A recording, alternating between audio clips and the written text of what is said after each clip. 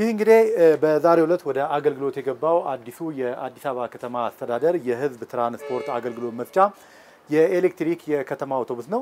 ይህንን አውቶቡስ እንግዲህ በሁለት አይነት መንገድ ነው መጠቀም የሚቻለው። የመጀመሪያው ይህንን መሰል መጠቀሚያ ካርዶችን በከተማ ውስጥ ከሚገኙ የአውቶቡሱ ተርሚናሎች ወይም ደግሞ የካርድ መሸጫ ቦታዎች በመግዛትና የሚያስፈልገውን ገንዘብ በመሙላት ይህንን ማሽን እዚህ ጋር በማስነካት ትኬቱ አክቲቭ ይሆናል ወይም ደግሞ ለመጠቀም ያስችላል ማለት ነው። ከዛ በኋላ እንግዲህ ተገልጋዩ ወደ ውስጥ ገብቶ መጠቀም ይችላል ማለት ነው። ይህ አውቶቡስ ሙሉ በሙሉ በዘመናዊ ዲጂታል ቴክኖሎጂ የተሟላ ነው። ሁሉንም እንቅስቃሴዎቹን ከአንድ ማዕከል ሆኖ መቆጣጠር የሚያስችል እንደዚሁ ደግሞ ተገልጋዩን በምቾት መንቀሳቀስ የሚያስችል ነው።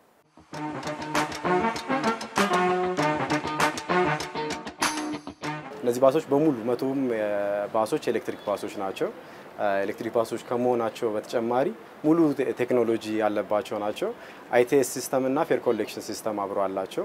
አይቲኤስ ሲስተም የምንለው የኢንተለጀንት ትራንስፖርት ሲስተም እዚህ ጋር እንደምታዩት ወደ 9 የሚሆኑ ካሜራዎች አሉት።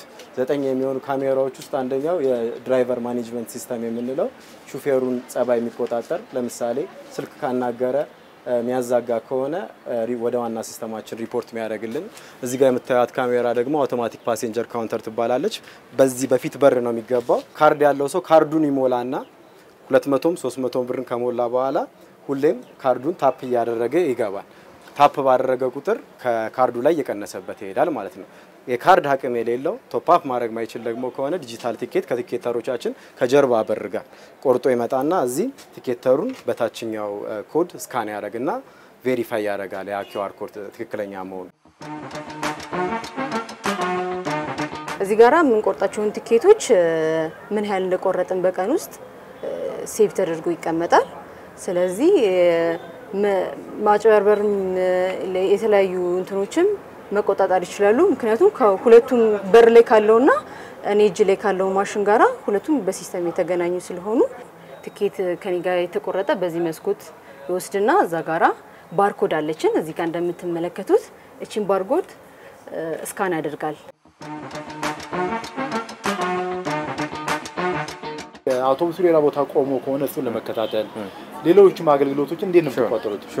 እሺ ከካሜራዎቹ ባሻገር ጂፒኤስ ሲስተም አለው መኪናው ላይ። መኪናው ውስጥ አንድ ሹፌር በቀን ስንት ኪሎ ሜትር ተጉዟል፣ ምን ያክል ሰዓት ፓርክ አድርጓል፣ ምን ያክል ሰው አስተናግዷል ከሁለት በኩል ነው የምናገኘው። አንድ ከአውቶማቲክ ፓሴንጀር ካውንተር፣ ሁለተኛው ምን ያክል ሰው ካርዱን ታፕ አድርጓል፣ ምን ያክል ሰው ቲኬት ቆርጧል የሚለው ነው።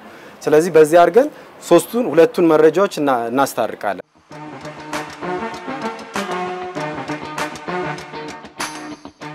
የምትፈልገው መረጃ በሙሉ ዳሽቦርዶች ላይ በማንበብ የምታገኘውና ቀለል ያለ ዘመናዊ አገልግሎት ነው የሚሰጠው መኪናው። በዘመናዊ ነገር ነው እዚህ ጋር አንተን ገብቶ የሚቆጣጠር ስብርትም የለም።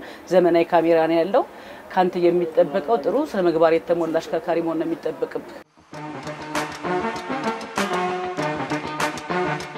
ይህ ዘመናዊ የኤሌክትሪክ አውቶቡስ እንግዲህ ሁሉንም የማህበረሰብ ክፍል በፍትሃዊነት ለማስተናገድ የሚያስችል ነው።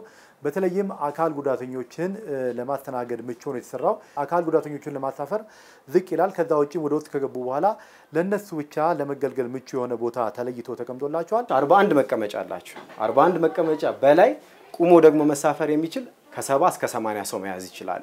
ለተሳፋሪ ምቾት ስንል ከአውቶማቲክ ፓሴንጀር ካውንተር እና ከቲኬቲንግ ኢንፎርሜሽን ከምናገኘው ለአንድ ጉዞ ከሆነ ያክል ሰው በላይ እንዳይጫን እንቆጣጠራለን። ይሄ የተሳፋሪውን ምቾት በመጠን እንጠብቃለን ማለት ነው። እንደዚህ ጋር እንደምታያቸው ከላይ ምን ስቴሽን ላይ እንዳሉ ቀጣይ ምን ስቴሽን ላይ እንደሚወርዱ የሚያሳይ ዲስፕሌይ አለ። እዛ ጋር ኢንፎርሜሽን ዲስፕሌዮች አጠገቡ ላይ አለ።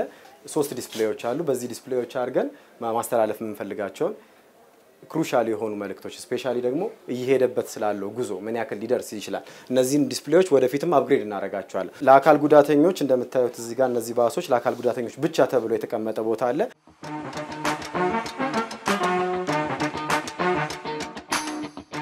አውቶቡሱ ሙሉ በሙሉ በኤሌክትሪክ የሚሰራ እንደመሆኑ መጠን በአንድ ቻርጅ እስከ 400 ኪሎ ሜትር ድረስ አገልግሎት የመስጠት አቅም እንዳለውም ጭምር ነው መረጃዎች የሚያሳዩት። ኤሌክትሪክ ባስ ብቻ መሆናቸው አይደለም 350 ኪሎዋት የሆኑ ባሶች መሆናቸው በአንድ ፉል ቻርጅ ከ300 እስከ 400 ኪሎ ሜትር ይንቀሳቀሳሉ።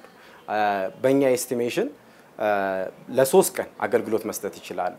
በጣም እንቅስቃሴ የሚበዛባቸው ከሆነ እስከ 2 ቀን ከግማሽ አገልግሎት ይሰጣሉ። እነዚህ ባሶች ግን በዲፖዎች ውስጥ በገጠምናቸው ፋስት ቻርጀሮች አንድ ቻርጅ ለማድረግ አንድ መኪና ከ3 እስከ 4 ሰዓት ነው የሚፈጅበት።